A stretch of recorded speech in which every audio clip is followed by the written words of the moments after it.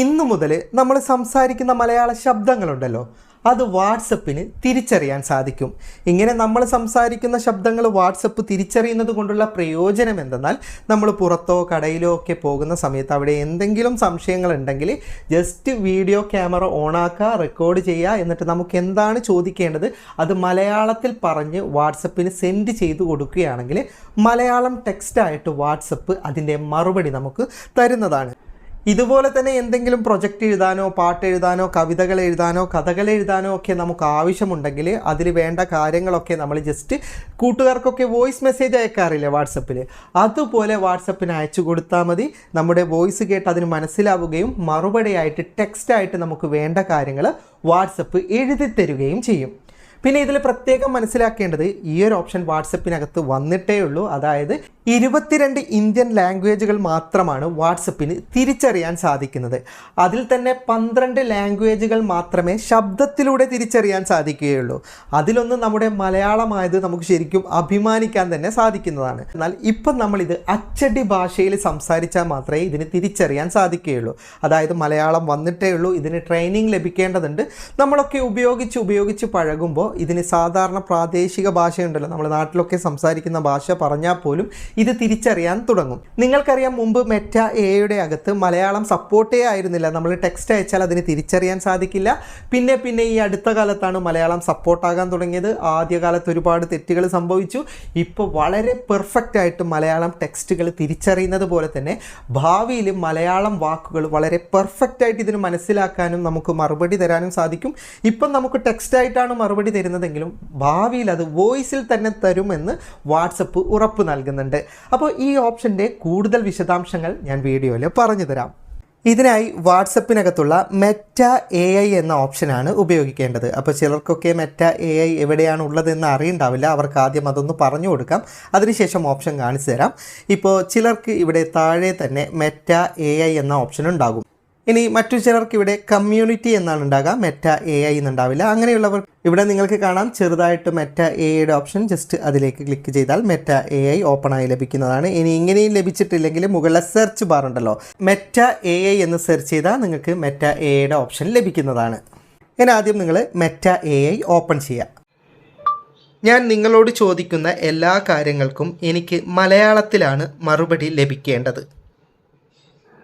ആദ്യം ഇതുപോലെ മലയാളത്തിൽ ഈ ടെക്സ്റ്റ് എഴുതി നിങ്ങൾ സെൻഡ് ചെയ്ത് കൊടുക്കണം. എങ്കിൽ മാത്രമാണ് നമ്മുടെ ലാംഗ്വേജ് ഓട്ടോമാറ്റിക്കലി വാട്സപ്പിൻ്റെ മെറ്റ AIക്കകത്ത് മലയാളമാവുകയുള്ളൂ. ഇപ്പോൾ മറുപടി തന്നത് കാണാം. ഇനി മുതൽ മറുപടി അത് മലയാളത്തിലാണ് തരിക. സാധാരണയായിട്ട് നമ്മൾ ക്യാമറ ഉപയോഗിക്കുന്ന ഓപ്ഷൻ ഉണ്ടല്ലോ, മെറ്റ AIയുടെ അകത്താണ് പറയുന്നത്. ക്യാമറ ഓപ്ഷൻ ഒന്ന് ഓൺ ചെയ്യുക. എന്നിട്ട് നമുക്ക് എന്തിനെക്കുറിച്ചിട്ട് അറിയേണ്ടത് അതിൻ്റെ വീഡിയോ പകർത്താം. എന്നിട്ട് ശബ്ദത്തിലൂടെ അത് എന്താണെന്ന് ചോദിക്കാം. ഈ ചിത്രത്തിൽ കാണുന്ന പ്രോഡക്റ്റ് എന്താണ്, ഇത് എന്തിനു വേണ്ടിയിട്ടാണ് ഉപയോഗിക്കുന്നത്, എനിക്കൊന്ന് പറഞ്ഞു തരാമോ? ഞാനത് വീഡിയോ ആണ് എടുത്തത്. ഞാൻ ജസ്റ്റ് അത് സെൻഡ് ചെയ്യുന്നു.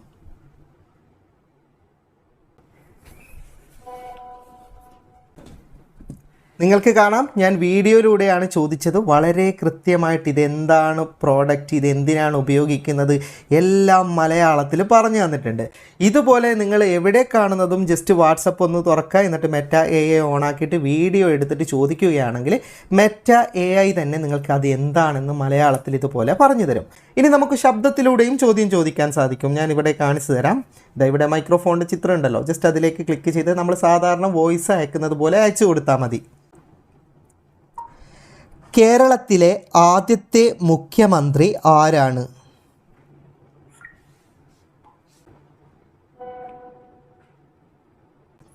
ഇതാ നിങ്ങൾക്ക് കാണാം, വളരെ കൃത്യമായിട്ട് അതിൻ്റെ മറുപടി എനിക്ക് തന്നിട്ടുണ്ട്.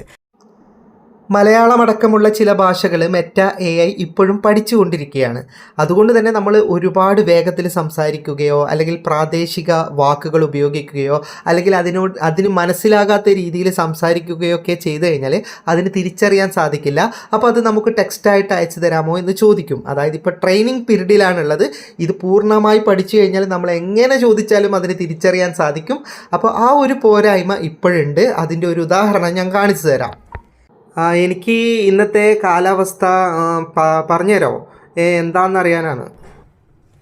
ഞാനിപ്പോൾ വൃത്തിയായിട്ടല്ല ചോദിച്ചത്, അതുകൊണ്ട് തന്നെ അതിന് തിരിച്ചറിയാൻ ബുദ്ധിമുട്ടുണ്ട്. അപ്പോൾ അതിനനുസരിച്ചിട്ടുള്ള മറുപടി അത് തരും.